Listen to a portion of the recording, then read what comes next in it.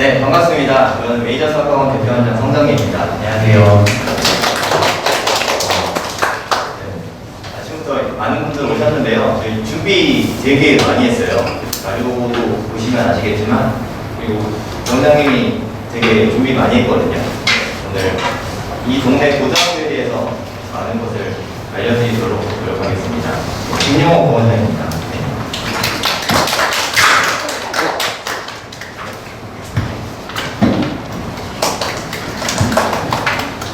네, 안녕하세요. 메이저 수학학원 김영호 부원장입니다.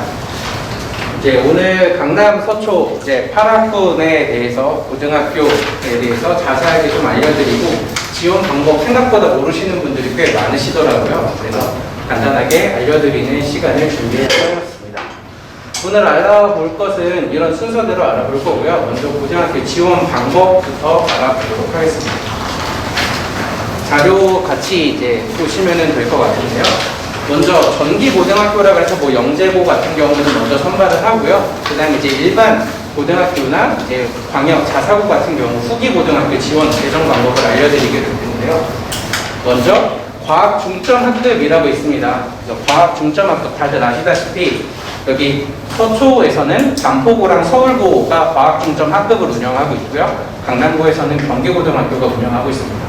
또 과학 중점 학급을 먼저 지원을 하는 경우도 있고 희망자에 한해서 지원하거나 안 하거나 해도 됩니다. 다음에 이제 일반 후기 고등학교 같은 경우 이제 1단계, 2단계, 3단계로 이루어져 있는데요. 여기는 뒤에서 자세하게 알려드리겠습니다. 먼저 1단계라 그래서 1단계는 서울시에 있는 모든 고등학교를 다 지원할 수 있어요. 정원의 20% 정도를 선발을 하게 되고요. 여기서 이제 추첨이 될 수도 있고 떨어질 수도 있겠죠. 떨어진 학생들에 한해서 이제 2단계로 지원을 하게 되는 거예요. 그래서 1단계에서도 1지망이 있고 2지망이 있는데 1지망 먼저 선발을 하고 그 다음에 떨어진 학생들에서 2지망 지원을 하고 당연히 1단계에서 정원이 다 찼으면은 2지망에서는 당연히 다 떨어지게 되겠죠. 그래서 우리는 학군이라 그래서 1단계는 단일 학교군이라 그래서 서울시 모든 학교를 다 지원할 수 있다라고 알고 계시면 좋을 것 같아요. 그 다음에 이제 2단계라 그래서 일반 학교군이에요. 이게 이제 가장 얘기가 많이 하는 8학군이죠. 그래서 서울시는 이렇게 총 많은 학교군이 있는데요. 강남 서초 이게 8번째 학교군이라고 해서 8학군이라고도 부르게 됩니다. 그래서 강남구 서초구에 있는 고등학교를 지원할 수 있는 게 2단계에서 학교를 쓸 수 있어요. 여기서도 1지망과 2지망으로 학교를 쓰게 됩니다. 그 다음에 이제 3단계 통합학교군이라 그러는데 여기는 이제 입학 원서에서는 쓰지 않아요.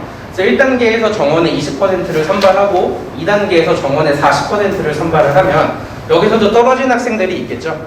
여기서 이제 떨어진 학생들 같은 경우에는 3단계 통합 편의성이나 뭐 종교 여러 가지 1지망, 2지망 썼던 것들을 고려해서 교육청에서 자동 배정을 하는 곳이에요. 자동 배정하는 곳에 해당하는 거는 중부, 그 다음에 강동, 송파, 동작, 관악, 성동, 광진 요것 중에서 통합 편의성을 이용해서 자동 배정을 한다고 합니다. 왜냐면 생각보다 여기서 거리가 멀게 배정이 될 수도 있어서 1단계, 2단계 지망을 할 때 조금 잘 지망을 하는 게 필요합니다. 배정 순서라 그래서 이런 지원 서식이 있어요. 뒤에서도 좀 더 자세하게 보여드릴 텐데 첫 번째 중점 학교 지원이라고 하는 거는 과학 중점 학교를 지원하고 싶으면 저기서 지원을 하면 됩니다. 그 다음에 1단계에서 1지망, 2지망을 선택을 하게 되고요. 그 다음에 2단계에서 1지망, 2지망을 선택을 하게 됩니다. 배정 순서는 제일 먼저 여기서 선발이 되면은 그 학교로 배정이 되는 거고 희망하지 않거나 여기서 떨어진 학생들 같은 경우에 1단계 1지망, 1단계 2지망 순으로 배정을 하고 여기서도 떨어지면 이 순서대로 우리는 순차적으로 배정을 한다라고 보시면 되겠습니다. 왜냐면 과학 중점학교는 조금 전에 말씀드렸다시피 경기고에서 3개 반, 반포고에서 3개 반, 서울고에서 3개 반을 운영을 하고 있고요. 반포고등학교만 남녀공학이고 나머지는 남자고등학교입니다. 이제 배정 방법 아까 말씀드렸다시피 그냥 20%, 40%, 그 다음에 3단계에서 랜덤하게 40%를 배정을 한다는 것만 알고 계시면 좋을 것 같아요. 그래서 배정 절차 흐름도인데 그 자료 한 번만 그냥 참고해 주시면 될 거고 이제 강남 8학군에 있는 고등학교는 이렇게 있어요. 남녀공학이 위에 그다음에 남자 고등학교, 여자 고등학교 이런 순서대로 되어 있고요. 두 줄로 나눠져 있는데 첫 번째 줄이 서초구, 두 번째 줄이 강남구에 해당하는 학교들이고요. 여기 조금 굵은 글씨로 되어 있는 건 자사고들이에요. 여기 있는 현대고, 세화고, 중동고, 휘문, 세화여고 같은 경우는 광역단위 자사고에 해당합니다. 나머지는 일반계 고등학교라고 보시면 될 것 같아요. 그래서 남자 고등학교가 되게 생각보다 많아요. 그래서 여자 학생들 같은 경우는 조금 더 지원할 때 고민을 많이 해야 할 것 같습니다. 그래서 위치를 한번 보겠습니다. 위치를 보면은 빨간색에 해당하는 게 서초구에 있는 고등학교고요. 파란색에 있는 게 강남구에 있는 고등학교예요. 이제 저희 학원 지금 오신 게 한 이 정도의 위치에 있고요. 근처에 이제 반포고, 세화고, 세화여고 있고, 아래쪽으로 서초고, 그다음 그 아래 서울고, 상문고 이렇게 배정이 되어 있습니다. 그다음에 강남구에는 다들 아시다시피 여기 대치 근처에서 학교가 좀 중점적으로 많이 되어 있고요. 그다음 조금 위쪽으로 올라가면 현대고, 경기고, 휘문고 이런 식으로 학교들이 위치하게 있습니다. 뒤에서도 한 번 더 말씀을 드릴 텐데 학교 선택함에 있어서 학교까지의 거리가 엄청 중요하거든요. 그래서 학교의 위치도 한 번 더 보시고 내가 여기를 통학이 얼마나 편리하게 할 수 있는가 이것도 큰 선택사항으로 한번 생각을 해주시면 감사하겠습니다. 이런 식으로 이제 실제 학교 지원서 중에서 일부를 잘라 넣은 거예요. 그러면 자사고를 지원을 할 경우를 설명을 드릴게요. 맨 앞에 제가 처음에 과학 중점반을 적는다 그랬는데 과학 중점반과 같이 자사고도 여기서 적게 돼요. 아까 세화고 같은 학교를 지원을 하고 싶으면 맨 첫 번째 여기 학교에 지원을 여기에 적어야 해요. 그래서 세화고등학교 같은 경우에는 자사고이기 때문에 맨 첫 번째 칸에 지원을 하고 그러면 자사고, 외고, 국제고 이렇게 세 개 학교 같은 경우에 지원을 하게 되면은 1단계는 지원을 할 수가 없습니다. 그래서 뭐 중학교에서 선생님들이 한 번 더 말씀을 해주시겠지만 이런 식으로 자사고, 외고, 국제고를 지원할 경우에는 1단계에서 1단계 고등학교를 지원할 수 없고 2단계에서만 지원을 하게 돼요. 그래서 예를 들어서 뭐 반포고, 서초고 이런 식으로 순차적으로 좀 지원을 가능합니다. 다음에 과학 중점반 같은 경우에요. 그래서 과학 중점반 같은 경우 서울고등학교를 좀 보내고 싶다. 여기서 그냥 일반 반이 아니라 과중반에 합격을 하는 거예요. 아까 3개 반 운영하는 거에서 이렇게 지원을 하게 되면 자사고랑 다르게 여기서는 1단계 학교를 또 쓸 수도 있어요. 그래서 1단계 학교에 같은 학교 적어도 상관없습니다. 그래서 서울고등학교를 또 1단계 1지망에서 지원하고 그 다음에 1단계 2지망 그 다음에 2단계 1지망 서울고등학교 또 적을 수도 있어요. 여기서 이제 중복되지 않아야 되는 거는 같은 단계에 같은 학교만 적지 않으면 돼요. 서울고 이런 식으로 적으면 안 되고 뭐 서울고 이렇게 적어도 되고 여기 서울고 이렇게 적어도 상관없습니다. 그래서 같은 단계에만 같은 학교를 못 쓴다. 이것만 기억을 해주시면 좋을 것 같아요. 마찬가지로 이지망은 다른 학교 써도 전혀 상관이 없겠죠. 또 과학 중점반 같은 경우를 지원하게 되면 1단계, 2단계 모두 다 지원을 한다는 걸 알아주시면 좋을 것 같고요. 그다음에 과중반이 아무래도 준비를 미리 많이 해놓지 않으면 부담감이 되게 많을 수가 있어요. 이건 꼭 적어야 하는 건 아니에요. 그래서 일반고를 그냥 지원하고 싶으면 그냥 빈칸으로 두고 나머지 이런 식으로 순차적으로 잘 적어도 가능합니다. 이렇게 4개 학교가 다 다른 학교를 적어도 전혀 상관이 없다는 거를 알고 계시면 좋을 것 같아요. 이런 식으로 간단하게 그냥 고등학교 지원 방법에 대해서 알려드렸는데요. 거기서 이제 많은 학부모님들이 되게 많이 헷갈려 하시는데 그냥 학교, 중학교 담임 선생님하고도 많이 상담을 아마 해주시긴 할 건데 내가 자사고를 쓸지 안 쓸지 정도만 내가 파악을 해두고 나면 일반계 고등학교를 2개를 생각해야 되는지 4개를 어느 정도 지망까지 생각을 해야 하는지 이것만 미리 준비해 주시면 좋을 것 같아요. 그래서 제가 생각하는 고등학교 선택 시 고려해야 하는 상황이에요. 가장 첫 번째는 대학 입학 실적 되게 중요하겠죠. 그다음에 두 번째는 학교 면학 분위기. 그 학교가 얼마나 공부하는 학생들이 많고 조금 수업 시간에 노는 학생들이 많은가 이것도 엄청 중요하죠. 그다음 세 번째 수학 교육과정 편제 이게 엄청 중요합니다. 또 이제 고등학교 같은 경우 이제 수학도 선택 과목으로 되게 많이 나뉘어서 확률과 통계, 기하, 미적분을 선택으로 보게 돼요. 근데 내신을 보게 될 때 확률과 통계 또는 기하가 2학년에 배정이 되어 있는지 3학년에 배정이 되어 있는지 만약에 이공계 학교를 가고 싶은 학교는 뭐 확률과 통계를 안 해도 되는지 이런 것도 같이 좀 파악을 해주셔야 하고요. 그 다음에 네 번째 집과 학교까지의 거리 이 부분이 되게 간과하시는 분이 많은데 제가 생각할 때 엄청 중요한 거예요. 그래서 예를 들어서 학교까지 한 40분이 걸린다, 차 타고.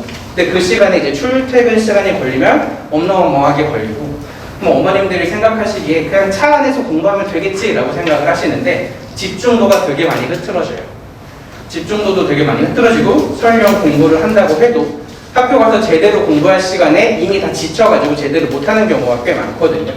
그래서 집과 학교까지의 거리가 좀 걸어갈 수 있는지 아니면은 간단하게 왔다 갔다 라이딩이 가능한지 꼭 같이 고려를 해주셨으면 좋을 것 같습니다. 그래서 이제 퀴즈 하나 드릴게요. 8학군 강남구 서초구에 있는 고등학교들 아까 말씀드렸던 거에서 올해 서울대 합격자 수, 등록자 수 기준으로 몇 명 정도 될 것 같으신가요? 네, 제가 쭉 다 조사를 해봤는데 3월 등록자 수 기준으로 285명이에요. 생각보다 되게 많죠? 적다라고 보시나요? 서울대가 285명 정도 합격을 다 하고 있어요. 그렇다면 이건 이제 보기가 좀 되게 적어요. 이번 퀴즈는 꼭 말씀해 주시길 바라요. 강남구 서초구 고등학교 중 서울대의 등록자 수가 가장 많은 학교가 어디일까요? 세워고등학교죠. 지금 말씀하신 분 3명만 딱 손드실까요? 이따 제가 꼭 챙겨드리겠습니다. 프렌디분하고. 그래서 보통 휘문고등학교가 엄청 많이 되는데 올해 세화고등학교가 가장 많았어요.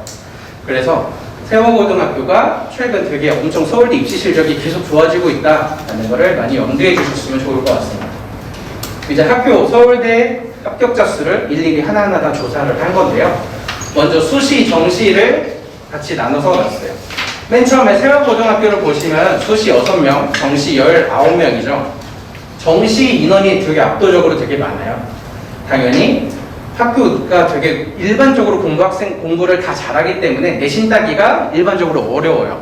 그렇다 보니까 수시가 좀 더 어렵고 당연히 공부 잘하는 학생들이 많아서 정시 합격률이 되게 높습니다. 그에 비해서 조금 아래에 있는 서울고등학교를 볼까요? 거의 유일하게 서울고등학교가 정시보다 수시 합격자 인원이 더 많습니다. 그걸 보시면은 사실 수시 합격을 한다는 거는 학교에서 생활부를 얼마나 학생들을 조금 더 신경을 잘 써주냐의 여부가 되게 크거든요. 그래서 조금 더 신경을 써주는 학교다라고 생각을 하시면 좋을 것 같고, 그다음에 내신이 사실 쉬운 편은 아닌데 이 위에 있는 학교들에 비해서는 상대적으로 쉽기는 해요. 그래서 조금 치열함이 덜 하기 때문에 수시로도 좀 더 많이 간다라고 생각을 하시면 좋을 것 같아요. 그다음에 전통적으로 되게 명문고인 휘문고 같은 경우도 보면은 수시는 5명밖에 못 보내고 정시 엄청나게 많이 가고 있죠. 그래서 이런 학교들을 보고 생각을 하시면 될 것 같아요. 또 보통 우리나라 고등학교에서 한 10명 정도 이상이 간다 그러면 한 50위권 정도라고 생각을 하시면 되고요. 한 6명 정도 이상 간다는 게 한 100위권 고등학교라고 생각을 하시면 돼요. 보시면은 강남구 서초구 합쳐서 이렇게 많은 고등학교가 있는데 대부분 100위권 고등학교 안에 다 들어가고 50위권 고등학교에 들어가는 것도 되게 많아요. 그래서 일반적으로 대부분 다 잘 보내고 있고 수시와 정시 인원이 어떻게 좀 배정이 되어 있는지에 따라서 우리 아이의 고등학교 갔을 때 내신에 조금 더 치중할 수 있는 환경인지 아니면 수능에 조금 더 집중을 해서 공부를 해야 하는 환경인지를 파악하시는데 자료로 쓰셨으면 좋을 것 같습니다. 그 다음에 이제 연도별로 보면은 좀 보기 어려울 수도 있는데 같이 자료 보시면 좋을 것 같아요. 그래서 꾸준히 되게 잘 보내고 있는 학교들이죠. 세화고, 현대고, 휘문고, 중동고까지가 일반적으로 한 18명에서 한 25명 내외 거의 꾸준히 잘 보내고 있습니다. 그 다음에 뭐 서울고, 상문고 같은 경우도 한 15명에서 한 20명 정도 내외로 매년 보내고 있는 학교다라고 생각을 하시면 좋을 것 같아요. 중간중간에 이렇게 숫자가 안 써 있는 거는 학교에서 발표를 안 하는 경우도 있고, 그 다음에 잘 못 가서 일부러 블라인드 처리해달라는 학교들도 있어서 최대한 조사할 수 있는 것들만 학교를 다 적었다라고 보시면 좋을 것 같아요.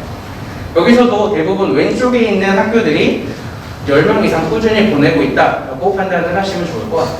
학교 이름을 보면 대부분 잘 알고 있는 학교들이라고 보시면 좋을 것 같습니다. 그 다음에 서울대 이외에 그러면 의대, 치대, 한의대는 어떤가라고 한번 보겠습니다. 휘문고등학교 의대 107. 되게 이게 말이 되는 수치가 맞나라고 되게 생각을 하게 되는데요. 이게 중복 합격이 되게 많아요. 서울대를 먼저 말씀드린 이유는 서울대는 중복 지원을 당연히 할 수가 없죠. 그러다 보니까 서울대 합격자가 한 명은 하나밖에 못 하거든요. 근데 의대 같은 경우는 정말 많으면 6명, 6개 학교까지 합격을 하다 보니까 중복 합격의 개수가 되게 다 많이 합쳐져 있다라고 보시면 좋을 것 같아요. 그래서 대부분 저기서 정말 많이 빠지면은 한 60%까지 거의 다 중복 합격이다라고 생각을 하시면 좋을 것 같고, 그거를 좀 감안하고 보더라도 한 40명 내외 정도가 의대를 간다라고 보셔도 무방할 것 같습니다. 그 이외에 세화고등학교도 되게 많이 가는 학교, 반대보고 진선여고 이번에 되게 많이 가고, 그다음에 상문고 전통적으로 의대를 되게 서울대보다 의대의 지원율이 꽤나 높아요. 그래서 서울대를 지원하는 학생도 많지만 의대를 지원하는 학생이 되게 많아서 상문고도 의대를 좀 잘 보내는 학교다라고 생각을 하시면 좋을 것 같습니다. 그다음에 이 서초구에 있는 여고로는 세화여고와 서문여고가 있는데, 세화여고 다들 좋은 학교인 건 잘 아실 거고, 그다음에 서문여고도 올해 되게 많이 보냈어요. 그래서 많이 좋아지고 있는 학교다라고 생각을 해주시면 되겠습니다.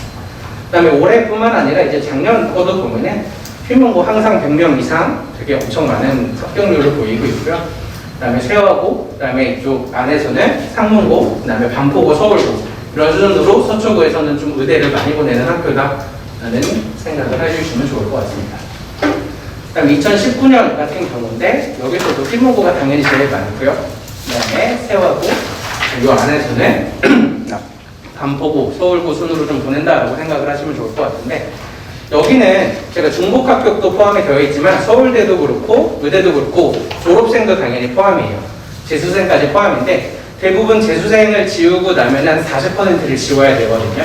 재학생을 한 이 중에서 한 60%가 어느 정도 합격을 한다라고 보시면 재학생에서 한 몇 등 정도까지가 간다라는 감을 잡으시면 좋을 것 같습니다. 그래서 이런 식으로 입시 실적을 알아보았어요. 내가 알고 있다시피 필문고가 되게 엄청 좋은 학교고, 그 다음에 이 근처에서는 세화고가 가장 좋다라는 생각을 하실 수 있을 거라고 생각이 됩니다. 학교별로 좀 하나하나 알아볼게요. 1학년이 세화고등학교 같은 경우에 한 347명, 12개 반으로 구성이 되어 있고요. 이제 1등급 인원을 생각을 하고 나면 한 14명 정도가 돼요.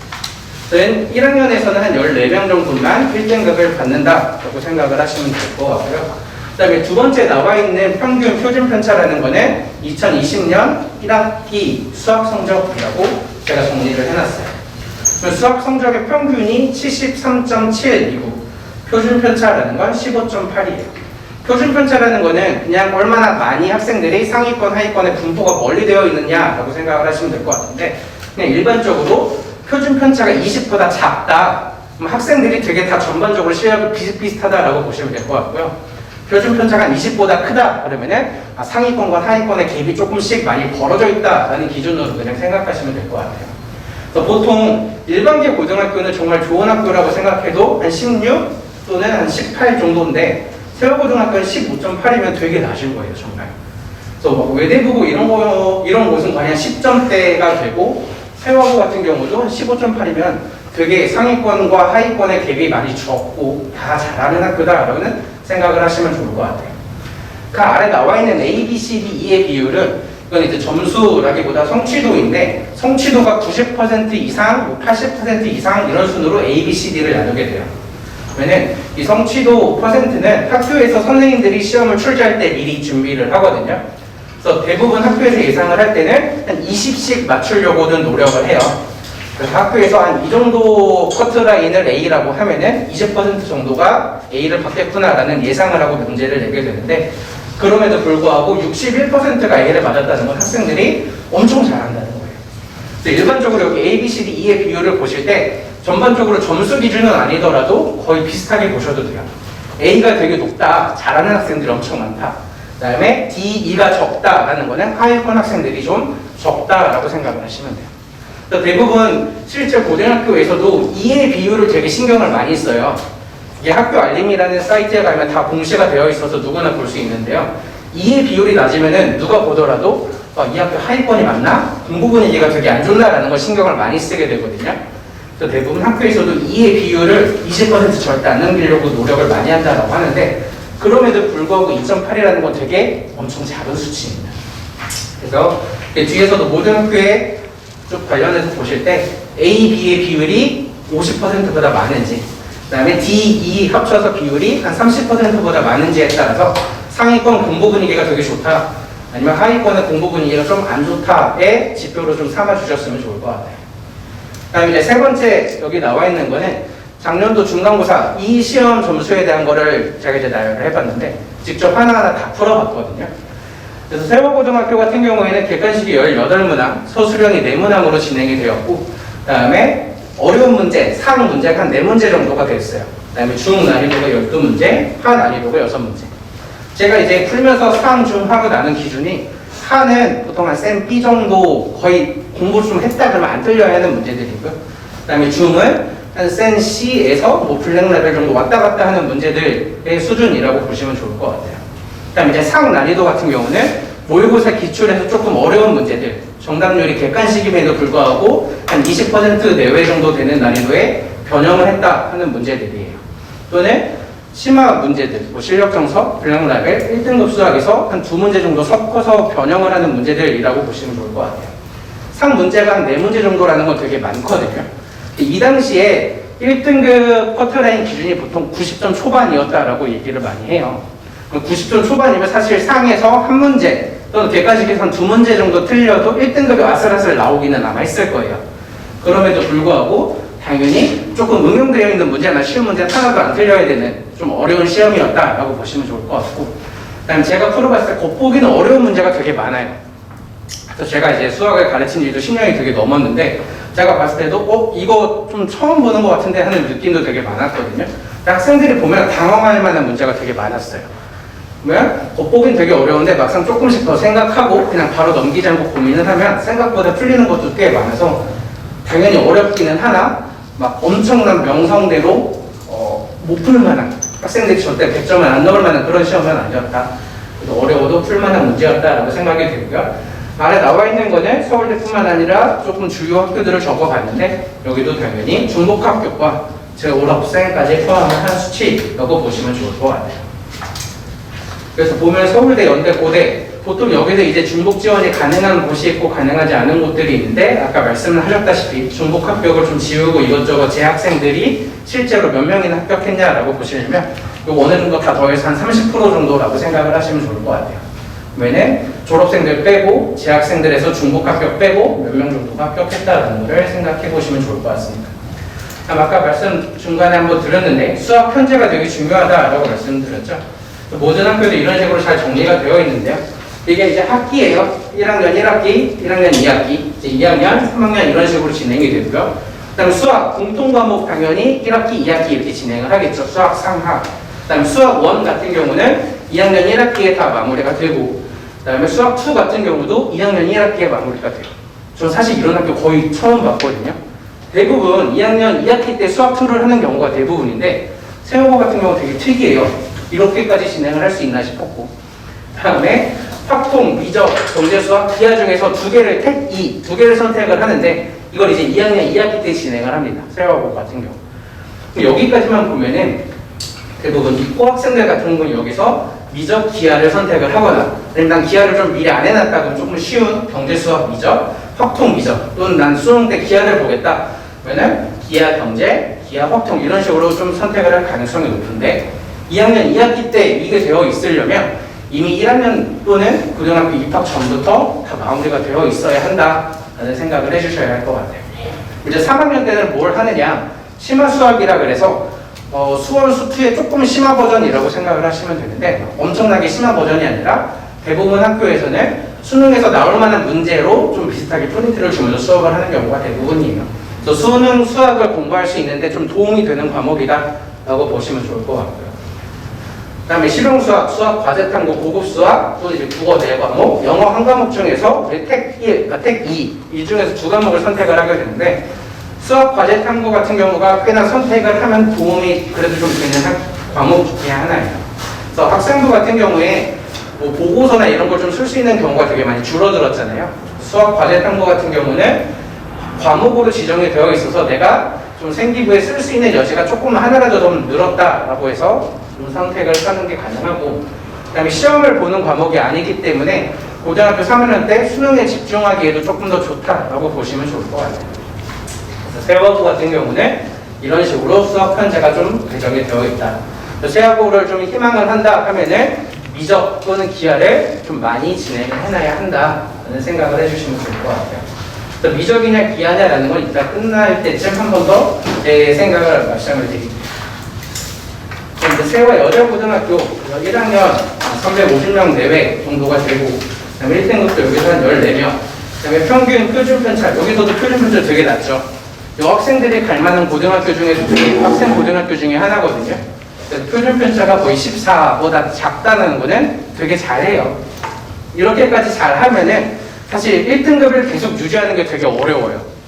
이번 중간고사에 되게 1등급 쿼터라인을 넘겼는데 기말고사 때 잠깐 뭐 삐끗해서 실수 하나 했으면은 등급이 후두둑 떨어지는 학교다라고 생각을 하시면 좋을 것 같아요. 그만큼 공부 분위기는 되게 좋으나 내신을 골고루 계속 좋은 점수를 유지하기 좀 어렵다. 장단점이 확실히 있는 학교다라고 보시면 좋을 것 같고요. 그 다음에 세화 요거 같은 게 꽤나 문제 난이도가 어려웠어요. 그래서 상 난이도가 한 6문장 정도가 되었고, 이 당시에 1등급 커트라인이 한 80점 중반 정도였다라고 생각을 해요. 그래서 이런 식으로 보는데 문제를 많이 보면은 이 6문제가 대부분 시중에 나와 있는 심화교재, 실력점수 불능답의 1등급 수학 또는 1품 정도였어요.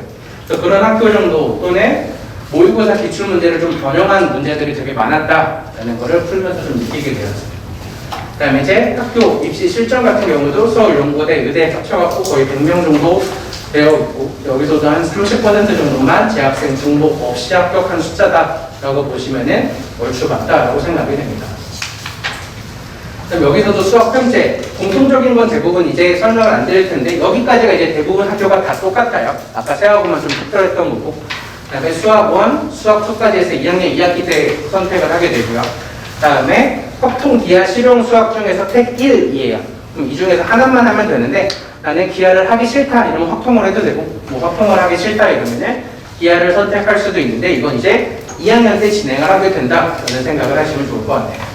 학교별로 확률과 통계 또는 기하를 3학년 때 하는 학교들도 있어서 이 선택이 2학년 때 배정이 되어 있는지 3학년 때 배정이 되어 있는지에 따라서 고등학교 입학 전에 어느 정도까지 좀 대비를 시켜놓고 입학을 해야 하는지 이거에 참고하시는데 도움이 되셨으면 좋을 것 같습니다.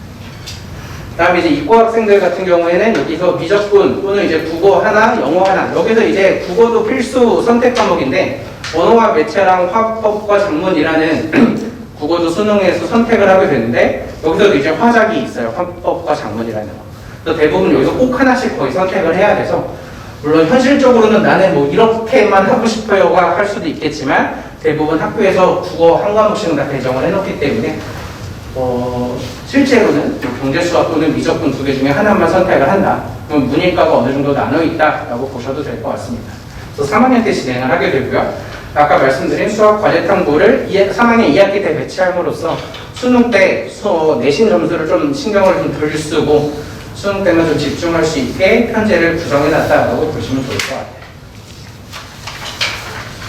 서울고등학교 학생 수가 되게 많아요. 400명보다 조금 더 많은 학교이고요. 1등급에는 16명 정도가 되고 과학 총점반으로 한 3개 반 정도 운영을 하고 있는 학교입니다. 그다음에 이제 평균, 표준 편차가 이제 20보다 아까 제가 말씀드렸다시피 좀 높죠. 그럼 여기서 상위권들은 되게 꾸준히 잘 하는데 하위권도 그래도 꽤나 있다라고 보시면 좋을 것 같아요. 아까 말씀드렸던 D, E 합쳐서 거의 이제 30% 내외가 되는데, 이 정도가 되면 조금 공부할 학생들은 공부하고 조금 잘만한 학생들은 자는 정도라고 보시면 될 것 같아요. 근데 이 자는 게 하위권에서도 좀 여러 가지 유형이 좀 나뉘어요. 너 왜 공부해 하면서 막 공부하는 애들을 좀 뭐라고 하는 하위권들도 있고, 그래 너는 공부해 나는 어차피 잘 거야 하면서 혼자 조용히 자는 애들도 있는데, 여기는 막 남의 공부 분위기를 망칠 정도는 아니고 그냥 실기를 조금씩 쉰다라고만 보셔도 좋을 것 같아요. 근데 서울고등학교 같은 경우가 이렇게만 보면 되게 안 좋아 보이는데 공부 분위기가 되게 꽤나 좋은 학교 중에 하나예요. 이렇게 보시면은 이제 시험 난이도 같은 경우는 16문항, 그 다음에 서술형이 6문항, 서술형 문제가 되게 많아요. 대부분 학교에서 서술형이 한 4문제 정도만 되어도 꽤나 많은 학교인데 6문항 정도가 됐다는 거는 되게 많이 배치가 되어 있고, 서술형 문항이 많으면 당연히 시간이 점점 부족할 수밖에 없어요. 그냥 후딱후딱 풀고 답만 체크하고 넘어가는 거랑 다르게 식을 하나하나 다 써야 되는 게 6문제나 있다. 게다가 객관식도 16문제면 적지 않죠. 이만큼 별로 시간 관리가 엄청 중요하다라고 느껴지고 이 학교도 당연히 교육청 모의고사 같은 곳에서 변형 문제가 되게 많이 나옵니다. 그래서 제가 좀 느꼈던 것 중에 하나는 고등학교 1학년 모의고사 변형도 있었는데 고등학교 2학년에서 고등학교 1학년 내용으로 풀 수 있을 만한 이런 것들도 좀 변형해서 나오는 게 되게 많아서 고등학교 1학년 시험임에도 불구하고 한 고2 것도 좀 많이 경험을 해본 학생들이 확실히 유리하다는 걸 좀 더 느끼게 됐어요. 그다음에 서울대 수시 10명, 정시 8명. 그래서 8학군에서 거의 유일하게 수시로 좀 더 많이 가는 학교다라고 보시면 돼요. 물론 한 5명 정도 이하로 가는 학교들은 당연히 수시로만 가고 정시 빼는데 그런 학교를 제외하고 나면은 정시를 어느 정도 보내는데 수시의 실적이 좋은 학교 중에 하나다라고 생각이 됩니다. 그다음에 서울고 같은 경우는 기하를 2학년 때 선택을 하게 되고 그다음에 미적분은 3학년 때 선택을 하게 돼요. 이게 되게 장단점이 되게 분명하게 있는데 아까 보신 이전에 본 학교들은 대부분 2학년 때 미적이 되게 많았죠. 뭐 그렇게 되면 선행을 좀 해갖고 가거나 공부 학습에 대한 부담감은 확실히 있을지 몰라더라도 3학년 때 수능에 집중하기엔 조금 더 좋아요. 왜냐하면 내신 점수 하나하나 끝까지 막 신경 쓰기 생각보다 어렵거든요. 근데 이렇게 배정이 되어 있으면 선행에 대한 여유는 조금 더 있겠지만 3학년 1학기 때 이 내신까지 같이 챙기기에는 되게 어중간한 한 2등급 내외 되는 학생들은 계속 챙겨야 되거든요. 그래서 이런 학생들이 조금 더 부담이 될 수도 있다가 되는 거고 확률과 통계를 보면 택이 없죠. 누구나 필수로 다 해야 한다라는 학교예요. 이과를 지망하던 문과를 지망하던 어떤 곳을 가든 간에 3학년 1학기 때 꼭 해야 하는 과목이다라고 보시면 좋을 것 같습니다. 이건 이제 공통과정 반이고요. 그다음에 이제 자료에는 없는데 과학중점반 같은 경우에요. 그러니까 과학중점반에 기하가 필수, 그다음에 확통도 필수다라고 보시면 좋을 것 같아요. 또 대부분 기하, 확통, 미적을 3개를 다 시키는 학교는 별로 없기는 하거든요. 택으로 해서 조금 빠질 수 있는 여지를 좀 두는데 서울고 과중반 같은 경우에는 대부분 다 시켜야 하는 학교라고 보시면 될 것 같아요. 아무래도 수학에 대한 부담감이 좀 더 많아지긴 하겠죠. 상문고 같은 경우도 이제 380명 후반으로 학생 수가 꽤 많은 편이고요. 평균이 한 57.6. 앞에서 봤던 학교들보다는 점수가 조금 더 낮은 편이에요. 표준 편차가 한 20 정도로 한 일반적이다라고 보셔도 좋을 것 같아요. 그다음에 상문고의 시험의 가장 큰 특징은 소수령 문항이 진짜 많아요. 배점도 객관식 40점 100점이고요. 서술형은 60점이 배점되어 있거든요. 100점 중에서. 이 정도면은 서술형 대비를 정말 많이 해야 하는 학교예요. 시간도 당연히 되게 더 부족하고 그럼에도 8문항까지 있으면은 배점도 높고 그래서 하나하나 좀 식을 잘 써야 하는 연습이 꼭 필요한 학교다라고 보시는 게 상문고등학교의 좀 시험 특징이다라고 보시면 돼요.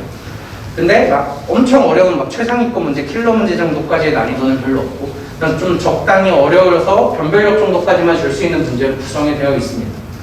그 다음에 서울대 한 18명인데 수시 7명, 정시 11명, 그 다음에 의대 한 35.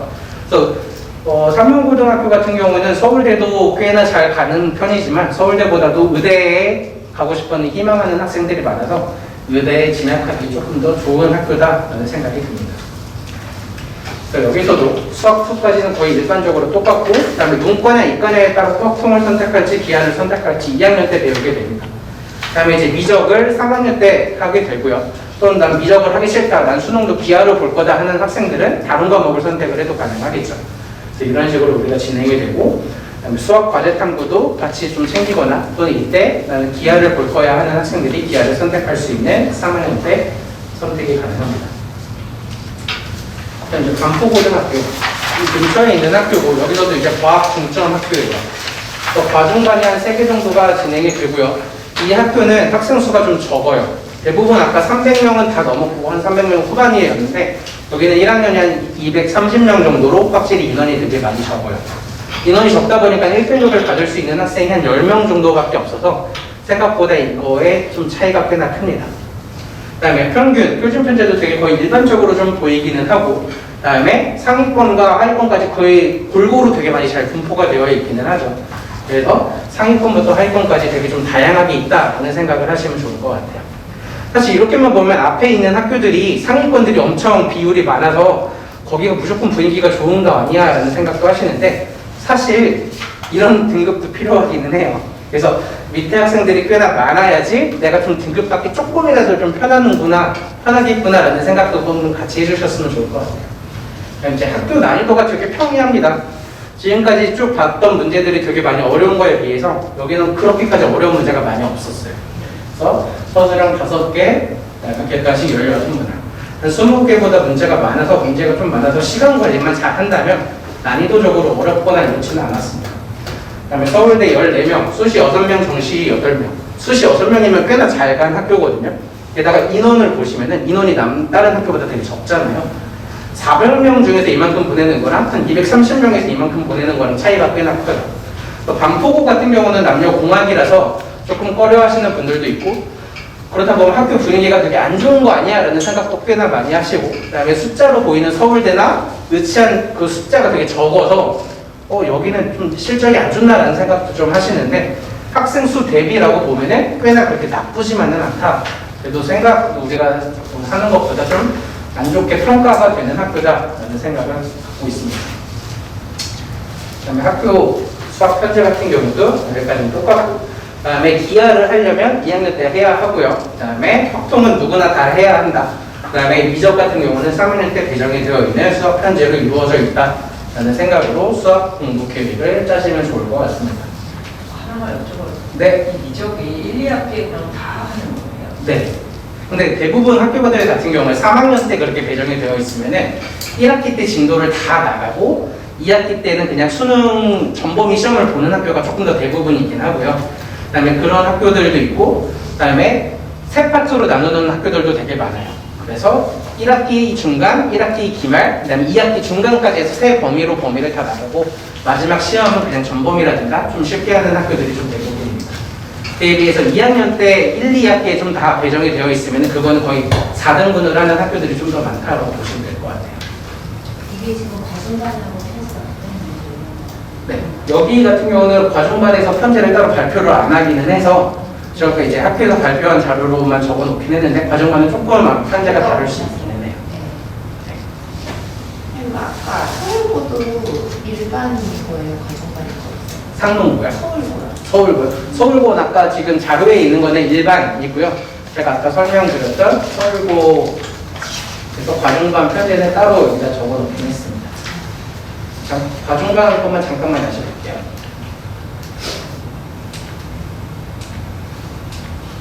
과중반에 그냥 확통과 기하를 둘 다 해야 한다의 차이가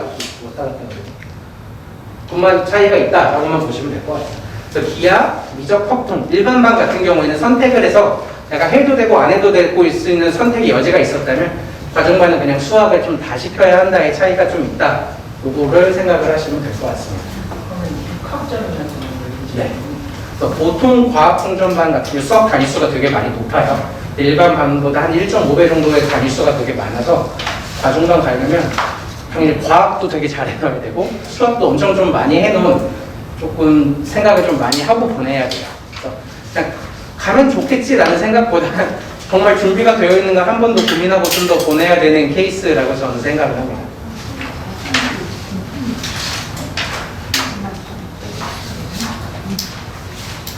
서문여자고등학교 이 근처에 있는 거의 학교들이 남고들이었죠.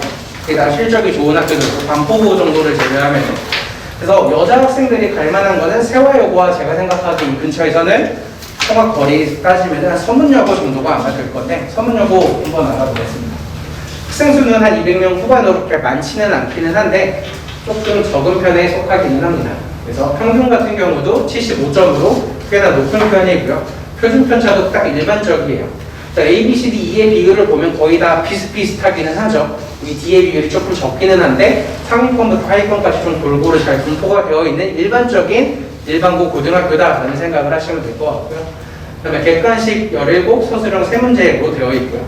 이 학교 같은 경우는 시중 심화 교재의 변형 문제가 꽤나 많았어요. 한 5문제 정도가 거의 그렇게 변형 문제 비슷하게 나오는 거였는데 그래서 시험 대비로만 보면 그렇게 많이 어렵지는 않다라는 생각이 들기는 해요. 그다음에 이제 입시 실적을 보면 서울대, 연대보다 꽤나 되게 많이 잘 보냈고요. 그다음에 의대까지 있습니다. 그래서 보통 여대 같은 경우는 이화 여대도 꽤나 위에 최상위권 대학으로 좀 치는 경우도 되게 많아서 이화 여대도 좀 꾸준히 잘 보내는 여자 고등학교다라는 생각이 듭니다. 수학 같은 경우는 확통을 누구나 문이과 상관없이 다 2학년 1학기 때 해야 하는 과목이고요. 그다음에 실용수학, 기하 두 개 중에 하나를 선택하겠죠. 그럼 이제 이과 학생들 같은 경우 대부분 기하를 선택하고 문과 학생들은 실용수학을 선택을 할 수 있는 편제를 지니고 있습니다. 그다음에 3학년 때 미적분을 하게 됩니다. 그다음에 서초고등학교 되게 안 좋게 생각하시는 고등학교 중에 하나죠. 분위기가 보면 300명보다 조금 더 많은 인원수를 가지고 있고요. 평균이 좀 낮은 편에 속하고 그다음에 A, B, C, D의 비율도 좀 비슷비슷해서 상위권, 하위권의 비율이 다 분명히 있어요. 근데 다른 학교에 비해서 조금 차이를 보이는 거는 최상위권의 비율은 확실히 적기는 해요. 그래서 상위권은 좀 비슷하다라고 생각을 하더라도 최상위권, 의대, 서울대를 진학할 수 있는 그런 학생들이 좀 적은 편에 확실히 속해요. 그래서 서울대 실적을 보더라도 수시 4명을 가고 있고 정시는 1명도 합격을 오래 못하기는 했거든요. 그래서 확실히 좀 최상위권의 비율이 좀 많이 적다라는 생각을 하게 돼요. 근데 사실 희망은 다 누구나 서울대, 의대이지만 현실은 그렇지 않은 경우도 되게 많잖아요. 그래서 한 스카이 정도나 한 인서울 정도까지만 생각하면 되게 나쁘지 않은 선택 중에 하나예요. 그래서 생각을 하기엔 최상위권 비율이 좀 적다. 그래서 수학 난이도도 꽤나 쉽고 한데 문제가 쉬우면서 변별력을 주기 위하면 계산을 좀 복잡하게 하는 경우가 좀 많아요. 대부분 학교에서. 그래서 계산 능력이 조금 더 많이 필요한 수학 시험으로 많이 출제가 된다라는 생각을 가지셨으면 좋을 것 같아요. 그다음에 수학 편제 같은 경우도 2학년 때 기하, 3학년 때 미적분을 하게 되고 확통도 3학년 때 진행을 하게 됩니다. 그다음에 여기까지 이제 서초구에 있는 고등학교들이었고, 그다음에 이제 강남구 근처에 있는 학교들 중에서 조금 갈만한 학교 중에 거리상 현대고가 돼요. 현대고 같은 경우는 이제 남녀 공학이고 학생 수가 한 330명으로 1등급이 한 14명 정도가 가능한 학교고요. 그다음에 평균 표준 편차가 한 70, 그다음에 표준 편차 꽤 15.7로 좀 낮은 학교에 속해요. 근데 A의 비중이 되게 낮죠. 그러니까 이때 학교 시험이 꽤나 평이하기는 했는데 변형 문제가 되게 많았거든요. 사실 문제가 평이하다는 건 제가 보는 기준하고 학생이 보는 기준하고 좀씩 다르기는 아마 할 텐데 제가 봤을 땐 다 이 문제 좀 합친 문제라서 똑같은 것 같은데 그런데 학생이 직접 시험 시간에 보기에는 꽤나 많이 어려웠을 것 같아요. 그래서 저거에 대한 A의 비중이 되게 엄청 낮았다는 생각이 좀 들고요. 그다음에 서울대 24명으로 되게 엄청 잘 보내는 학교 중에 하나죠. 그다음에 아까 세화고 또는 휘문고 같은 경우 뒤에서 알아보겠지만 수시, 정시에서 정시가 압도적으로 많은데 현대고 같은 경우는 수시의 비율도 꽤나 높아요. 그래서 수시, 정시 좀 비율이 좀 비중이 밸런스가 좀 잘 맞춰져 있다라는 생각이 드는 학교입니다. 다음에 학교 편제 같은 경우는 확률 같은 게 누구나 해야 하는 거고요. 다음에 기하, 수학 과제 탐구가 되어 있어요. 제가 여기 실수 하나가 빠져 있는데 미적분이 3학년 때 배정이 되어 있기는 하거든요. 미적분에 국어 한 과목, 영어 한 과목, 미적분 이렇게 3개 중에서 택 2를 해서 아마 진행을 하게 될 거예요. 그래서 그때 3학년 때 미적분이 배정이 되어 있다는 생각을 하나 더 같이 좀 적어주셨으면 좋을 것 같아요. 일문고등학교 사실 8학번에서 가장 대표적인 학교이죠. 여기가 이제 서울대도 잘 가고 의대도 되게 이룰 수 없을 만한 수치로 되게 많이 가는 학교 중에 하나고요. 학생 수도 400명으로 되게 많은 학교예요. 한 1등급이 한 16, 17명 정도가 되고 평균이 77, 표준 편차가 18. 평균 엄청 높은데 표준 편차가 되게 낮은 편에 속하죠. 그러니까 전반적으로 잘하는 학생들이 되게 많다라는 생각이 들고 A, B의 비중만 합쳐도 거의 한 55% 정도 엄청 많은 학교예요. 비슷하게 D, E의 비중이 되게 적고 그다음에 이 학교 같은 경우도 아까 상문고랑 비슷하게 서술형에서 단답형과 서술형의 비중이 되게 많아요.